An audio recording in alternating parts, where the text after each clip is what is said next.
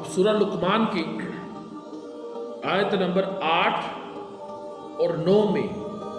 اللہ رب العزت نے ان دونوں آیات میں ایمان اور نیک اعمال کے اجر کے بارے میں بات کی ہے۔ اللہ رب العزت نے فرمایا ان الذین آمنوا وعملوا الصالحات لہم جنات النعیم خالدین فیہا وعد اللہ حقا وہو العزیز الحکیم۔ فرمایا کہ بے شک جو لوگ ایمان لائے اور نیک اعمال کرتے رہے اور ان کے لیے نعمتوں کی جنتیں ہیں، نعمتوں کی جنتیں ہیں اور وہ ان میں ہمیشہ رہیں گے، خالدین فیہا، اور ان میں ہمیشہ رہیں گے، اور اللہ کا وعدہ سچا ہے، وَهُوَ الْعَزِيزُ الْحَكِيمُ، وہ غالب ہے اور حکمت والا ہے۔ اب ان دونوں آیات میں اللہ رب العزت نے اہل ایمان کے لیے پیغام دیا ہے کہ اس میں کوئی شک نہیں ہے، کوئی شک نہیں ہے کہ جو لوگ ایمان لے آئے، جنہوں نے تسلیم کر لیا، جنہوں نے میرے دیے ہوئے دین اسلام کے نظام کے آگے سر تسلیم خم کر دیا، اور جنہوں نے دین اسلام کی بتائی ہوئی رہنمائی کے مطابق اپنی زندگیوں کو بسر کرنا شروع کر دیا، ڈال لیا، اور اس کو سمجھ کر نیک اعمال کرنے شروع کر دیے، فرمایا کہ ان کے لیے لہم جنات النعیم، کہ ان کے لیے نعمتوں کی جنتیں ہوں گی۔ پھر فرمایا کہ خالدین فیہا، اور وہ جو دین اسلام کے نظام کو قبول کر کے میرے اور میرے مصطفیٰ کی اطاعت بجا لا کر اس کی اتباع کرتے رہے، اس کی اتباع میں زندگی گزارتے رہے، نیک اعمال کرتے رہے، تو سن لو وہ اس میں ہمیشہ ہمیشہ کے لیے رہیں گے، اور میں وعدہ کر رہا ہوں وعد اللہ حقا۔ اب یہاں پر سمجھنے اور سوچنے کی بات ہے کہ کیا اللہ رب العزت کو کسی سے وعدہ کرنے کی ضرورت ہے، حاجت ہے؟ نہیں۔ دیکھو اپنے بندوں کو یہ بات کر کے یہ باور کروا رہا ہے کہ یقین کرو، یقین کر لو۔ کیوں کہ آج کا دور ایسا دور آ چکا ہے، ایسا فتنوں والا دور آ چکا ہے کہ اس پرفتن دور میں ہمارا اللہ رب العزت کی ذات پر یقین کمزور ہو چکا ہے، ایمان کمزور ہو چکا ہے،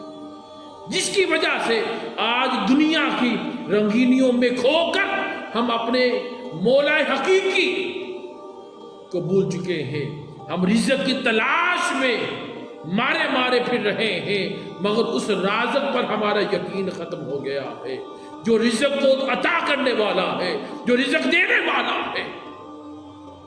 اور ہم رزق کی اس فانی دنیا میں رزق کی تلاش کے لیے مارے مارے پھرتے پھرتے ہم نیک اعمال بھی چھوڑتے چلے جا رہے ہیں۔ تو جبکہ اس رازق کی تلاش میں نہیں نکلتے، اس خدا کو راضی کرنے کے لیے نہیں نکلتے،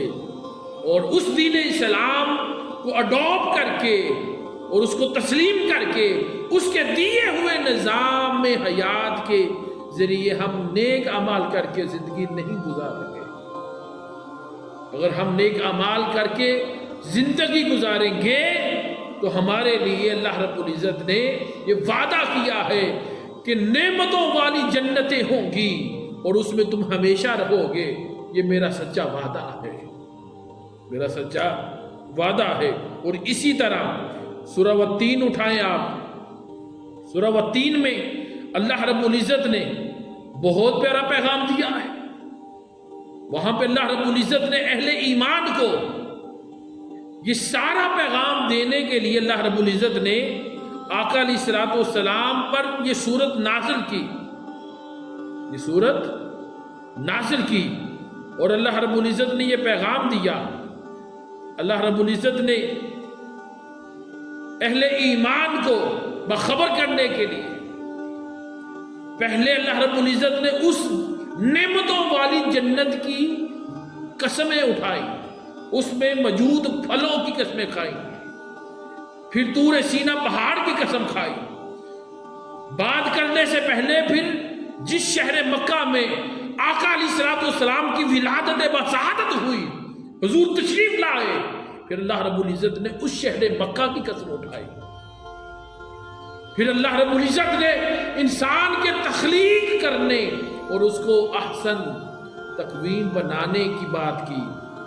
پھر اس کو اس دنیا میں منتقل کرنے کی بات کی، اور منتقل کر کے پھر کہا کہ آؤ اب تم میں سے جو ایمان والے ہیں وہی نیک عمل کرتے رہیں گے، اور جو نیک عمل کرتے رہیں گے ان کے لیے ختم نہ ہونے والی دائمی میں نے اجر تیار کر رکھا ہے، نہ ختم ہونے والا دائمی اجر تیار کر رکھا، دائمی اجر تیار کر رکھا۔ اور اسی ضمن میں جو حدیث پاک آقا علیہ الصلوۃ والسلام کی جو حدیث پاک ہے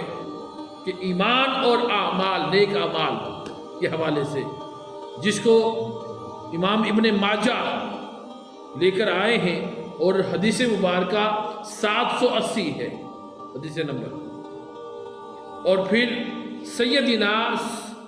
سہل بن سعد سعدی رضی اللہ تعالیٰ عنہ بیان کرتے ہیں کہ آقا علیہ الصلوۃ والسلام نے فرمایا با جماعت نماز کے لیے رات کے اندھیروں میں مسجدوں کی طرف جانے والوں کے لیے قیامت کے دن مکمل نور کی خوشخبری ہے۔ با جماعت نماز کے لیے رات کے اندھیروں میں مسجد کی طرف جانے والوں کے لیے قیامت کے دن مکمل نور کی خوشخبری ہے کہ میدان حشر میں مومنوں کا سفر ان کے ایمان اور اعمال صالح کی روشنی میں ہوگا۔ میدان حشر میں مومنوں کا جو سفر ہوگا وہ کس کی روشنی میں ہوگا؟ ان کے ایمان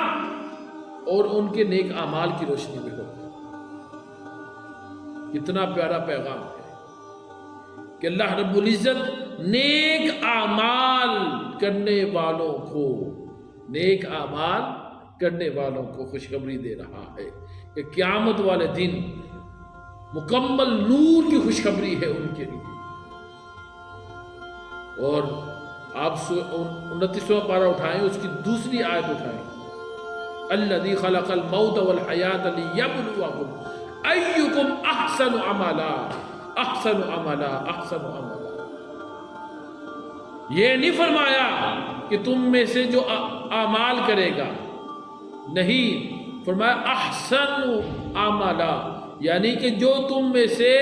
اعمال تو سب کر رہے ہیں، نمازیں سب پڑھ رہے ہیں، زکاتیں سب دے رہے ہیں، صدقہ و خیرات سب کرتے ہیں، قرآن کی تلاوت تو سب کر رہے ہیں، دین کی دعوت تو سارے دے رہے ہیں، مگر تم سب میں سے، اعمال کرنے والوں میں سے جو سب سے بہترین اعمال کرنے والا ہوگا اس کے لیے یہ خوشخبریاں ہوگی، اس کے لیے